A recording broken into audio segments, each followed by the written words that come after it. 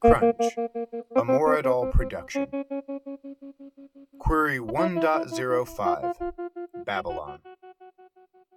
The CEO's rather large accommodations were arranged such that Kane's support staff was invisible, tucked away in small little side areas, unseen unless summoned. The majority of the floor was left open as a waiting room. Well, more of a waiting gallery. Leather couches and chairs had been arranged to create little bubbles of intimacy. Each area had its own refreshments and a complimentary piece of Vergeron's past. Sometimes the centerpiece of a coffee or end table, sometimes a pedestal or shadow box hovering somewhere nearby. The entire room was like that, dashes of history peppering the landscape, each art installation with its own little plaque, explaining the significance of this industry award or that circuit board. There was even a 10-meter section of wall that was plastered floor to vaulted ceiling with the full-color renderings and half-completed sketches of all the original ideas for the Vergeron logo. Pi hated marketing, hated how the touch of it could make any achievement feel cheap. When something was excellent, it didn't need to be glamorized. It was simply excellent. The last time Pi had visited Kane's office, he'd walked past the syringe that contained the first working vaccine for Rapture. It had saved millions and would continue to save millions more. It was the reason he'd chosen his original vocation. It was a large part of the reason he was here now. But below that vaccine, below that miracle, was a digital frame looping the award ceremony footage of a balding fat executive accepting the UN's award for peace and global unity. The first time the award had been issued to a multinational conglomerate, an award Pi knew Vergeron had bought and paid for through charitable donations and UN policy recommendations. It was hard to cheapen saving lives, but somehow they'd managed it.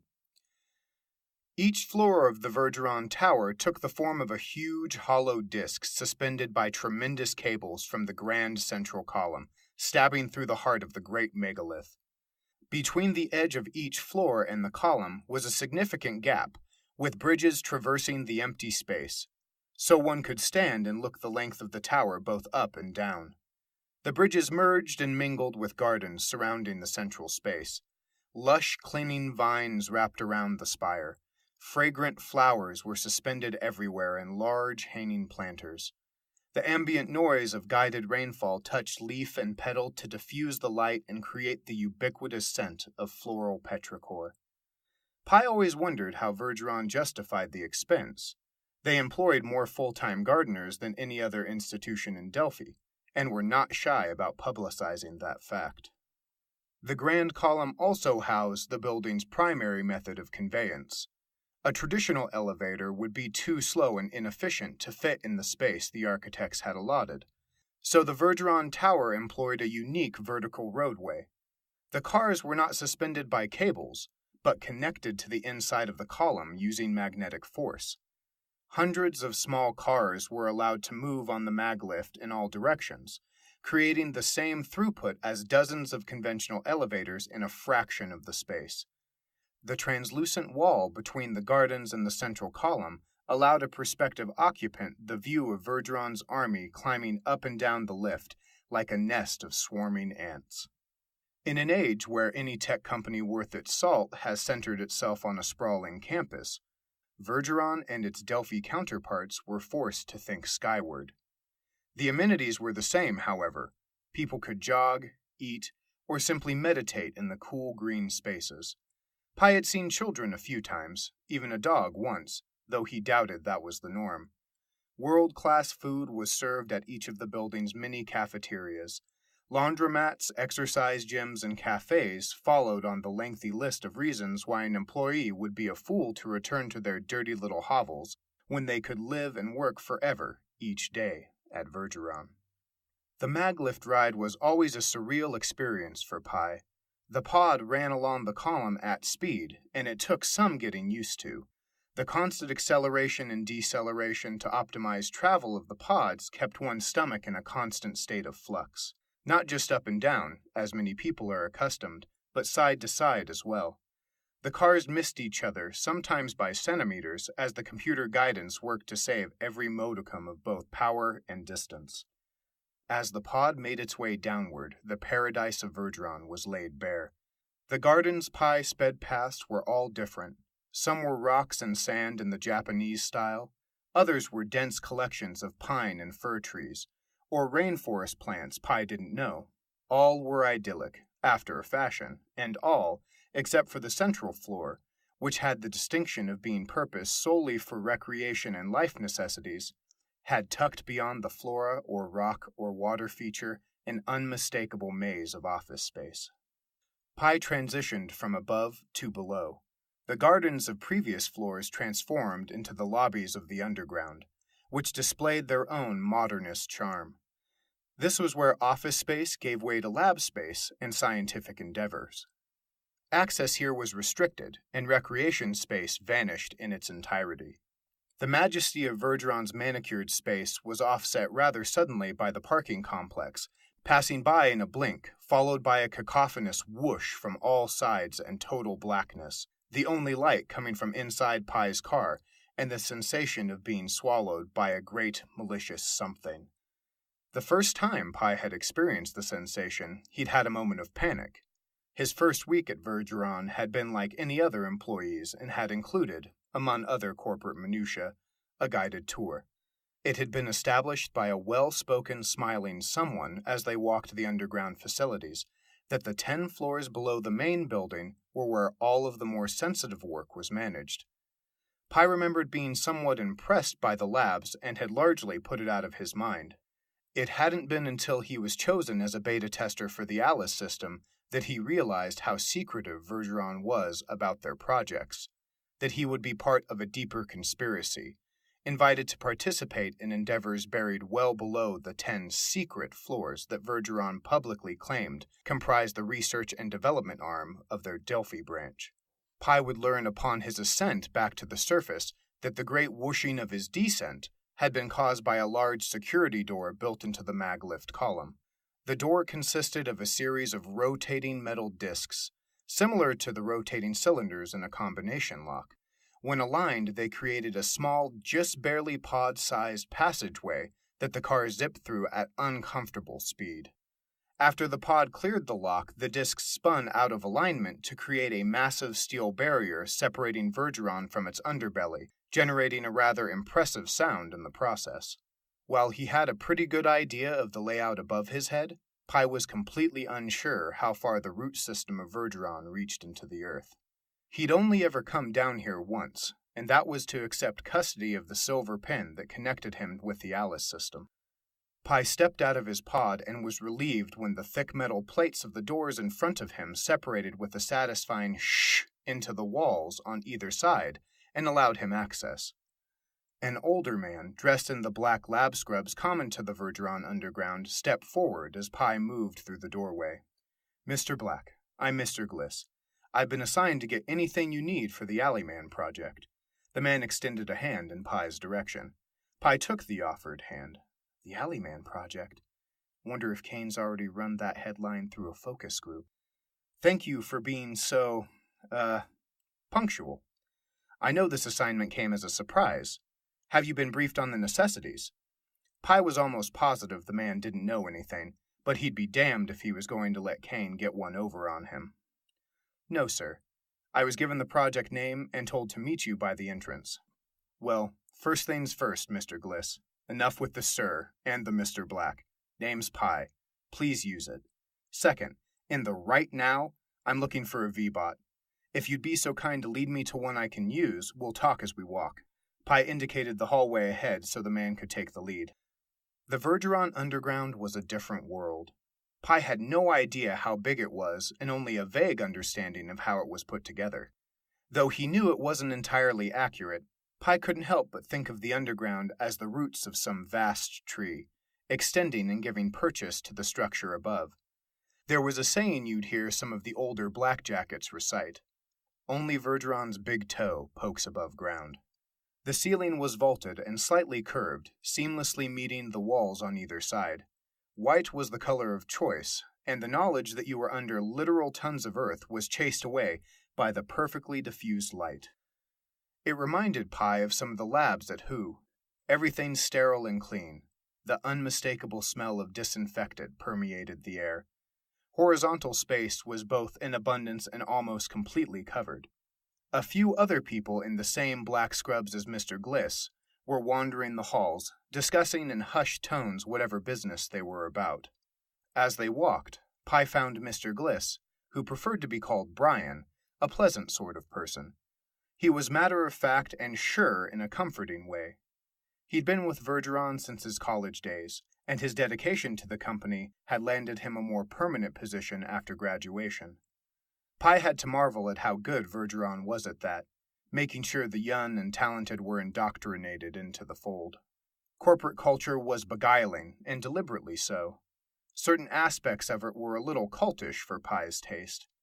The sooner Vergeron convinced you to drink the Kool-Aid, the better, and Brian had drunk a lot of Kool-Aid in his time, now carrying a frosty pitcher with him to dole out as he made his daily rounds.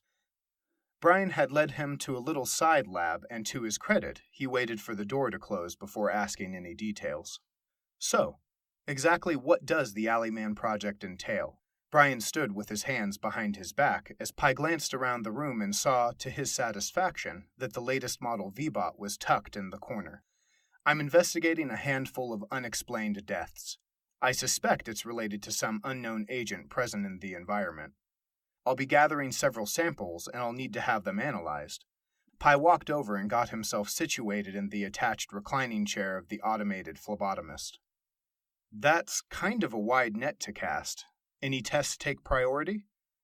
I may have been exposed to the agent myself, so I'll be your first subject. We'll start with blood cultures and mass spec. They went on like that for a while, Brian asking for clarification, Pi providing theories and details. Kane had placed a marvelous array of toys at Pi's disposal, and Brian seemed fluent in all of them. Pi was happy to discover that the V-Bot he was currently in made the Delphi Police Department one seem like trash. Pi wondered how the manufacturer had managed to take the pinch out of getting your blood drawn. This is almost pleasant. The V-Bot at the police station had my arm pinned down so tight I thought they were going to keep it. One of Brian's eyebrows climbed towards his hairline, but he didn't ask why Pi would have been at the DPD getting his blood drawn. I don't know how they managed to sell those dinosaurs. It's like getting mugged by your doctor. Although, I guess for the police, it probably helps with their tougher customers. Once the blood was drawn, Brian offered to escort Pi to the exit, which he accepted. Pi wasn't a social outcast per se, but certainly more discerning in who he interacted with than the average person. He wasn't much of a networker either, but even he could see the advantages of having someone like Brian on your team. Pi had to wonder if Kane had deliberately chosen Brian as the best possible person for Pi to work with, or if it was pure coincidence that Pi was talking with a man he actually liked. They were almost back to the maglift when a squeak of a voice from behind made both men jump. "Excuse me, Mr. Pi?" "Just Pi," he said automatically as he spun round. "I'm sorry," the girl chirped, acknowledging Brian with a small nod before turning back to Pi. "Say again?" "Just Pi," he replied shortly. "Pi is my given name, so the title Mr. Pi is gibberish." "I'm sorry, Pi?" she continued, clearly flustered as he turned back to continue walking to the maglift with Brian in tow. "Dr. Whitechapel asked me to bring you a message." "Oh, really?" Pi remarked, not slowing down. "How is Ben? I haven't seen him for a while." Pi was surprised to hear from Ben outside of their arranged Alice beta user check-ins. He'd filed several digital reports over the past weeks, but didn't have anything face-to-face scheduled for a few more days. "I think that's my cue to go," Brian said, clearly uneasy at the mention of Dr. Whitechapel. "I'll let you know when I have some results." Brian shook Pi's hand with a good luck expression on his face before giving the squeakish woman a nod and walking off into the warren of shining white walls that made up his floor. Pi took a better look at the girl as Brian departed. She was a mousy little thing, the type often found in and around laboratories. Though she wore the same black scrubs as Brian, the dark cotton bulged to accommodate a rather large sweater, a feature Pi recognized as common among the female occupants in the underground. So, what does Ben want? Well, that is, Dr. Whitechapel wanted me to say, or rather, he wanted me to ask. He wants to know if you'll come down and meet him in the lab. He says Alice wants to see you. The nervous little creature could have been Pi a decade ago, before life and experience had given him some perspective. He would have had more patience with her, had she not presently represented a very small fish in a very turbulent ocean of thought. She was clearly uncomfortable, both in life and to be around. What was Ben up to? He hadn't sent an email. He hadn't texted. He hadn't notified Pi through the very encrypted, very private Alice bridge. Instead, Ben had sent Miss Mouse here, inconveniencing not only her, but Pi by way of social convention. Pi couldn't just stuff her in his pocket like an unwanted text. He was forced to acknowledge her in the here and now, expected to suffer her politely, expected to give a response by way of the social contract. Pi had to consider that this was some sort of test, to see if the awkward messenger would crumble under the weight of her assignment, to see if Pi would sacrifice social niceties to indulge his perpetual obsessions. If Ben had reviewed the Alice query logs from yesterday, he would have seen that Pi had been up nearly the entire night compiling a corpus of poisons and diseases not only unrelated to his current assignment, but well outside the bounds of the beta program. Pi didn't know if Ben was aware of the Alleyman project, but if he didn't know, he was clearly sniffing. I can't come now, sorry. I have a date with legal, I'm afraid, Pi said, turning and pushing onward to the exit. But tell Dr. Whitechapel I send my compliments. Alice is performing very well. Well, Dr. Whitechapel wanted to know why you were asking Alice about the deaths in the alleyway? And something about pharmaceuticals, I think? Pi stopped and heard the gentle shuffle of feet behind him do the same. God damn you, Ben. Why must you make things so difficult? Pi turned to face the girl again. Just tell Ben I'll come by when I can. Pi took a step away before stopping unexpectedly. He faced Miss Mouse again, a puzzled expression on his face. Wait, you said Alice wants to see me. What does that mean exactly? The thought had blown by Pi before in his desperation to escape. The idea that Alice might want to see him didn't make sense in context. Perhaps his mind had filtered her words for this very reason. Did Alice really ask for him? Or perhaps this girl, in her nervousness, had misspoken.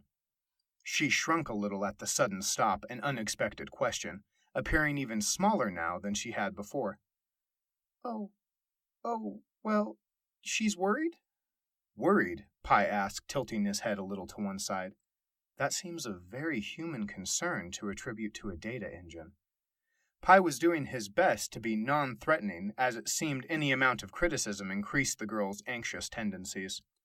I guess I don't really know, she squeaked back, immediately aware of the vacant failure her response represented.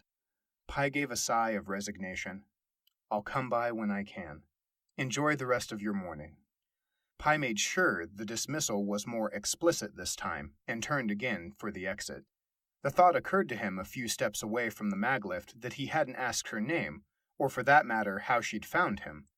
Pi was inquisitive by nature, and they were tempting questions, but less tempting than the desire to reach the maglift before she said anything else.